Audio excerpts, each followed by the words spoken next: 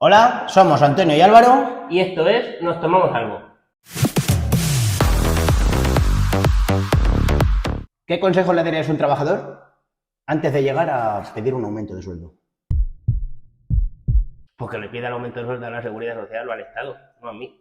Es un disparate. Podríamos decir que el 40,6% del valor añadido que crea un trabajador se lo está quedando el Estado. Sí, son todo impuestos. El 40,6% es impuestos y cotizaciones sociales.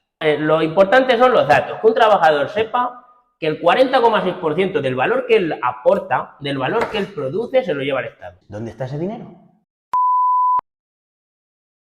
En el programa de hoy vamos a sacar los costes de un trabajador para la empresa.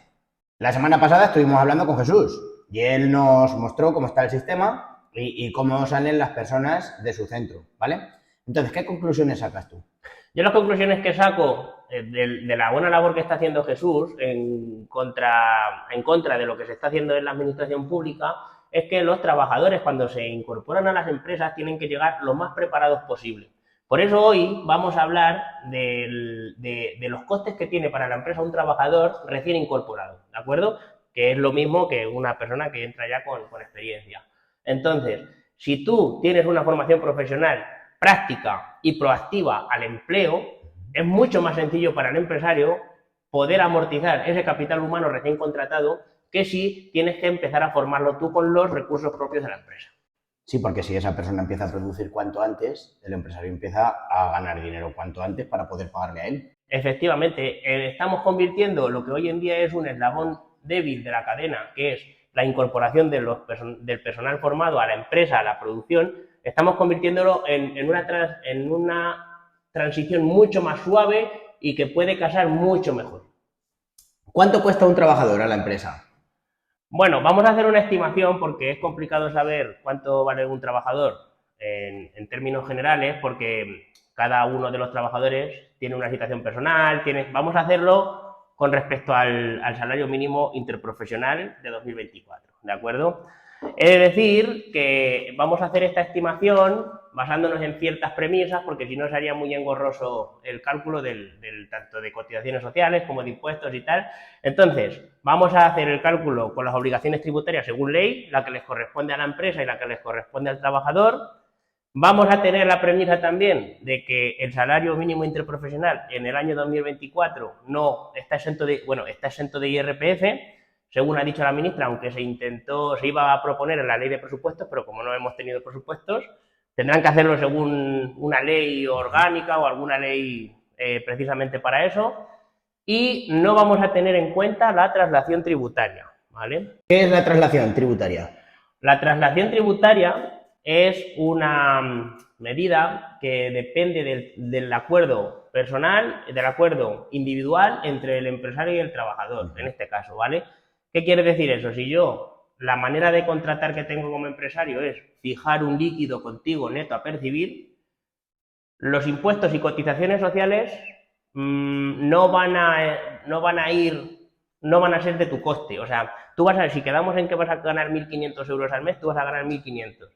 El IRPF lo pagaría el empresario, las cotizaciones sociales las pagaría el empresario, etcétera. Entonces, ¿por qué se llama traslación tributaria? Se llama traslación tributaria porque los impuestos personales que le corresponden al trabajador se los traslada al empresario en este caso. Poniendo otro ejemplo, imagínate que el día de mañana sube el IVA de la leche del 4 al 21%, si el fabricante o el productor del producto no quiere aumentar el precio a los bienes y servicios a los que se le ha subido el IVA, se quita de su margen ese 11% que ha subido, al cliente no le va a costar más, pero el cliente sigue pagando el IVA, sigue pagando un 21% de IVA, solo que asume el empresario ese 11%.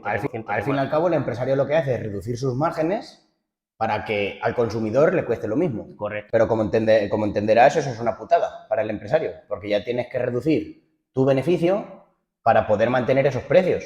Bueno, en cierto modo no es una putada, es una negociación a lo que tú acuerdes con el trabajador, y si tú tienes bienes y servicios a los que le suben los impuestos, pues tú decides personalmente si incrementas el precio o no. Es una decisión empresarial. Y si yo soy capaz de negociar contigo un salario líquido, pues oye, pues es fruto de una negociación entre tú y yo. O sea que no. Pero aquí los cálculos los vamos a hacer según ley, que el IRPF, cotizaciones sociales, a cargo del trabajador le corresponde al trabajador y a cargo de la empresa las va a pagar la empresa. Bueno, el salario mínimo interprofesional en 2024 en España son 15.876 euros. Esos 15.876 euros, un 6,47% son cotizaciones a cargo del trabajador, ¿de acuerdo? O sea, de tu nómina, de tu bruto, si tú pactas un bruto con la empresa de 15.876 euros anuales, de esos 15.876 euros te van a quitar a ti en concepto de cotizaciones sociales a cargo del trabajador un 6,47%, que son 1.027 euros, ¿de acuerdo?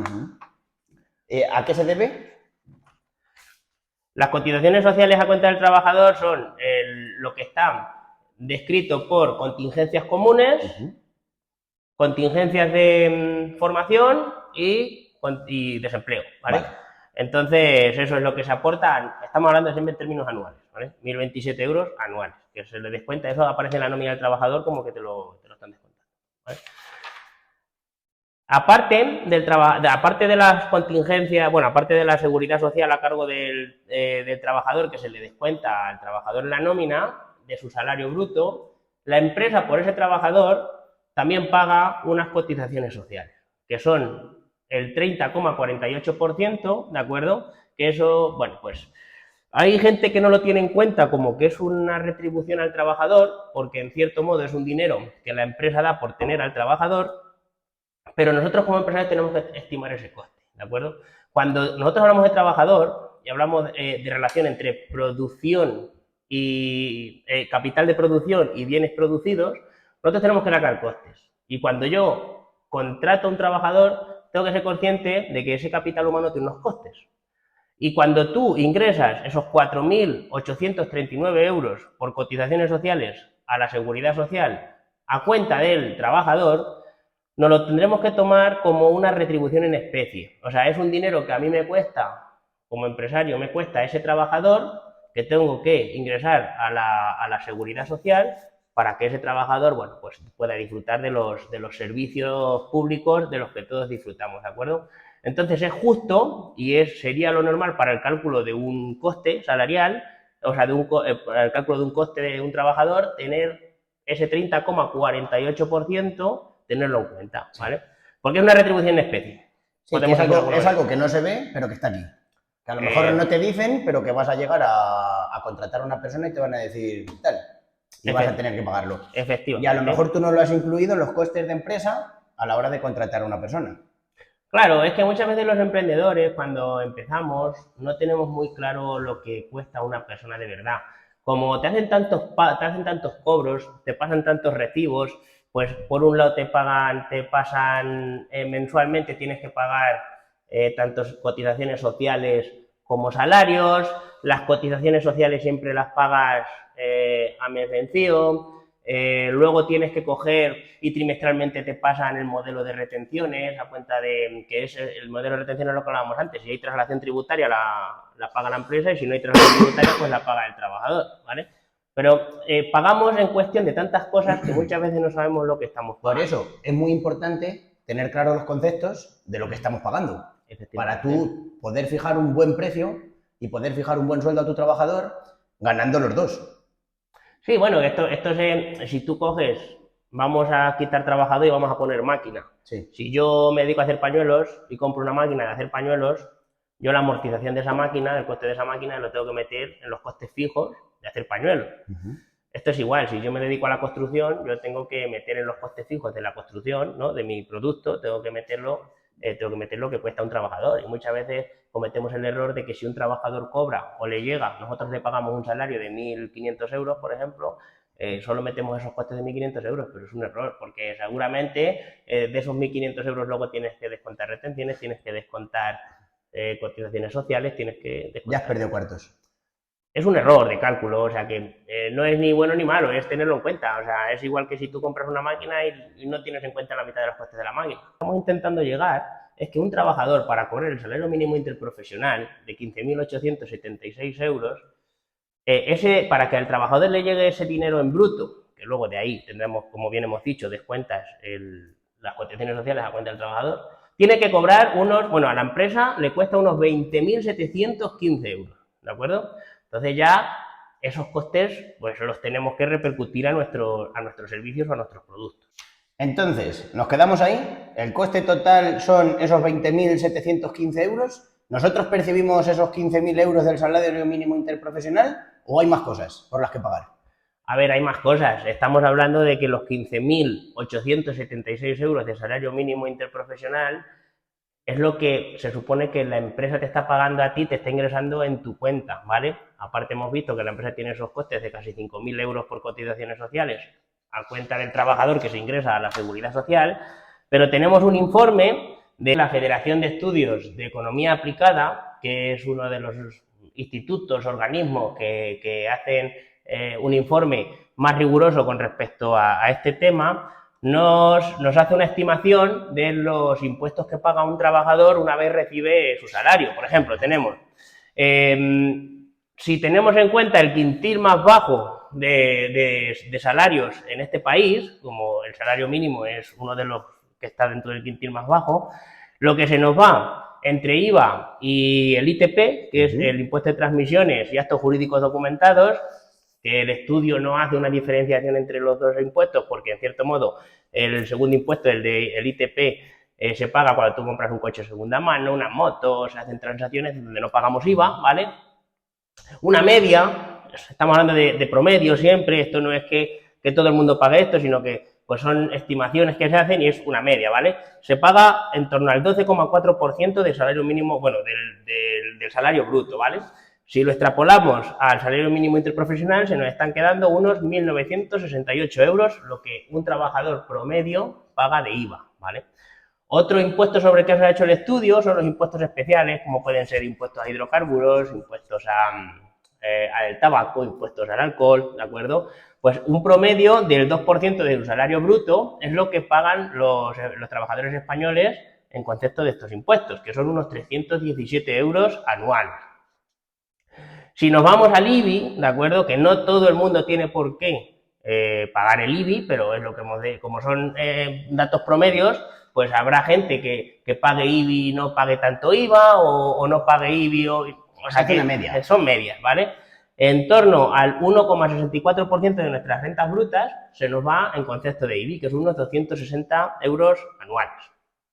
Entonces, a fin de cuentas, yo tengo un contrato con mi trabajador, firman, ¿cuánto se le queda a mi trabajador? ¿Ellos qué perciben realmente? Bueno, estamos hablando, son costes, vamos a dejar hablar y dejar hablado. Asociados a ese importe. A ti te cuesta un trabajador 20.000 y pico euros, lo que hemos dicho antes. Al trabajador que tú lo contrates le cuesta unos 1.027 euros.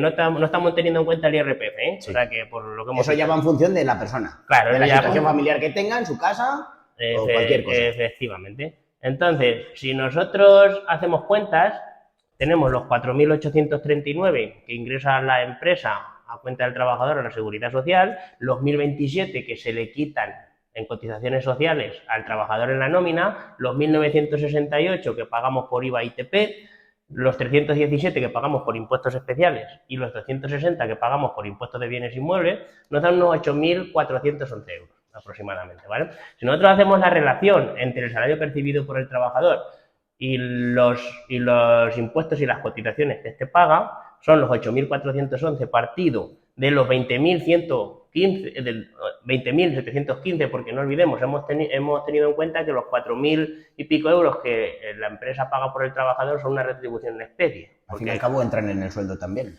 Entran en los costes. No en el sueldo, pero en los costes, porque sí, es una retribución en especie, ya que la empresa está pagando un dinero para que el trabajador disfrute de unos servicios públicos. Lo he dicho yo bien, es un coste de un trabajador. Sí. Efectivamente. Estamos hablando de un 40,6%, la diferencia, o sea, lo que paga con respecto a lo que cobra, que casi la mitad del salario se nos van impuestos y cotizaciones. Podríamos decir que el 40,6% del valor añadido que crea un trabajador se lo está quedando el Estado.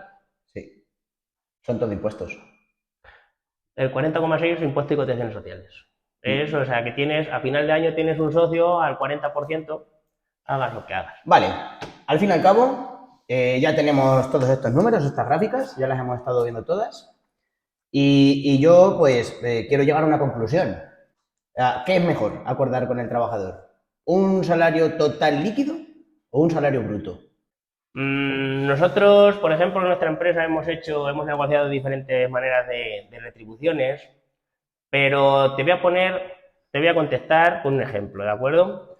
Tú coges y cierras por una categoría profesional oficial de primera y cierras, me lo invento, 1.800 euros netos, ¿de acuerdo? Netos. Netos. Él recibe 1.800 euros. Efectivamente. Y tú tienes en la misma empresa, en la misma situación, solo que con una categoría de peón, tú cierras con el peón 1.400 netos, ¿vale?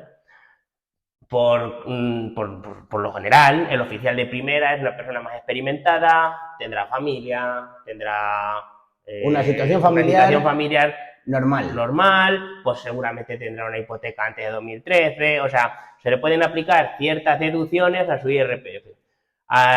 Recordamos que si nosotros fijamos un líquido, la traslación tributaria se produce a cargo de la empresa, o sea que tanto IRPF como cotizaciones sociales a cargo del trabajador las pagaría la empresa, ¿de acuerdo? Entonces, si yo pongo en la balanza los impuestos que pago los impuestos que paga una nómina de una persona de 20 años que no tiene hijos a su cargo, ni personas mayores, que no tiene deducciones, por decirlo de alguna manera, se me sube el IRPF mucho, se me suben las cotizaciones porque al subir el IRPF tengo que aumentar el bruto, si me hago cargo yo tengo que aumentar el bruto para que a él le lleguen los 1.400 netos. Al fin y al cabo son porcentajes. Son porcentajes, efectivamente, y porcentajes que son progresivos, ¿vale? El IRPF es un impuesto progresivo. Y las retenciones, cotizaciones sociales las paga la empresa, tienes que incrementar el bruto, al tener más bruto incrementan los porcentajes. Es una bola que va creciendo. Efectivamente, total, que llegamos a que el peón con 21 años para cobrar 1.400 euros líquidos tendrá que tener un bruto de 1.900, imagínate. Sin embargo, el oficial de primera, para que tenga los 1.800 euros brutos, o sea, netos, perdón, a lo mejor tendrás que darle un bruto de 1.900, por decirlo de alguna manera, porque se le aplican las deducciones de hijos, se le aplican las deducciones de hipotecas y tal, y en las rentas le retendrán un 2, un 3%, un 4%, y al de 21 años a lo mejor le retienen un 16, un 17. Al fin y al cabo es una injusticia. Es una injusticia para el trabajador experimentado, porque en bruto tú estás cotizando, estás aportando a la seguridad social a cuenta del trabajador, estás dando un salario en especie mayor al trabajador joven y al trabajador experimentado. Están cobrando los dos lo mismo, por así decirlo, aunque no lo perciban ellos, pero a efectos de seguridad social están... De seguridad social y de tributaria. Están cotizando lo mismo.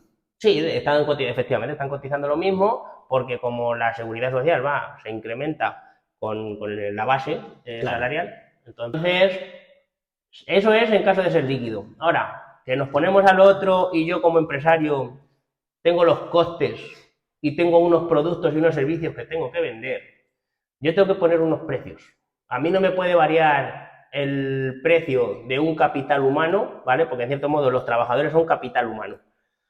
Es un capital, es un medio de producción. Yo tengo que fijar unos precios fijos y estables y constantes para mis clientes.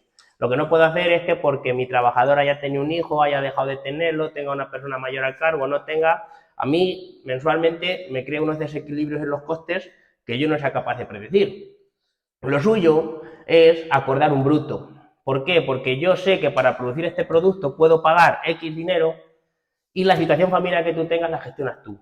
Si pagas IRPF o no pagas IRPF ya depende de tu situación personal, si tienes plan de pensiones, si tienes hijos a tu cargo, si tienes personas discapacitadas, si tienes personas mayores, si tienes hipoteca anterior de 2013, si te acoges a cualquier deducción autonómica, eso ya va por tu cuenta. Yo, como empresario, tengo que fijar unos precios fijos a mis costes fijos. Tienes que hacerte tus cuentas. Efectivamente, yo sé que para que esto sea rentable, para que me quede un 4, un 5% de beneficio, pues yo a ti te tengo que pagar 25.000 euros brutos. A mí tú me cuestas 25.000 euros. Ya está. O me cuestes más, una de dos, o reduzco mis márgenes de beneficio o tengo que aumentar mis precios. Si lo hacemos pactando líquidos, lo más probable es que tengas que hacer eso, que tengas unos precios inestables y tengas que o sacrificar margen tuyo o dar precios no constantes no estables a tus clientes. Lo suyo es pactar precios brutos. Muy bien, vale, perfecto. Entonces, una vez que sabemos todo esto, a mí también nos ponemos en la posición del trabajador. ¿Qué consejo le darías a un trabajador antes de llegar a pedir un aumento de sueldo? Pues que le pida el aumento de sueldo a la Seguridad Social o al Estado, no a mí. Porque mira si tenemos margen. Si de esos 8.000 y pico euros que estamos dando, si se los quedase el trabajador, ¿no? Y estamos hablando en la situación en la que estamos, que está temblando el sistema un poco. Estamos hablando de que eso es un salario mínimo interprofesional. Por lo general, los convenios colectivos tienen salarios más altos. Sí. Por ejemplo, nosotros en el sector de la construcción, los salarios son más altos que el salario mínimo permitido por convenio es más alto que el salario mínimo interprofesional. Entonces, en nuestro sector es muy probable de que esa cuantía se incremente, ¿de acuerdo? Sí, de lo que hablamos es que cuando a ti te cobran una cosa, y como hablábamos con Raquel, cuando a ti te cobran una cosa y tú ves que eso se ve en el producto que a ti te están dando, bien, yo no tengo ningún problema porque yo tengo cualquier necesidad y está cubierta. Pero ahora se escucha, se ven ciertos números en la televisión, se ven ciertas cosas que el sistema está temblando. Entonces tú, claro, tú ahora te pones esto delante y dices, pero bueno, ¿cómo es probable, cómo es posible que pagando el dinero que se está pagando cada trabajador, esto tiemble tanto? ¿Cómo es posible esto? ¿Dónde está el dinero? Porque yo vi un podcast que hace poco escuchamos tú y yo juntos, decía este hombre, 2022 o 2023, no me acuerdo qué año fue el año que España recaudó más impuestos de la historia. 2023. 2023. ¿Dónde está ese dinero? Pero si es que no hacemos nada más que pagar. Ya, bueno, pero eso... Y luego va el trabajador a achacárselo al empresario. No, claro, sí, por eso ahora está habiendo muchas corrientes de decir lo que cuesta un trabajador de verdad, porque lo que no quiere el Estado es transparencia.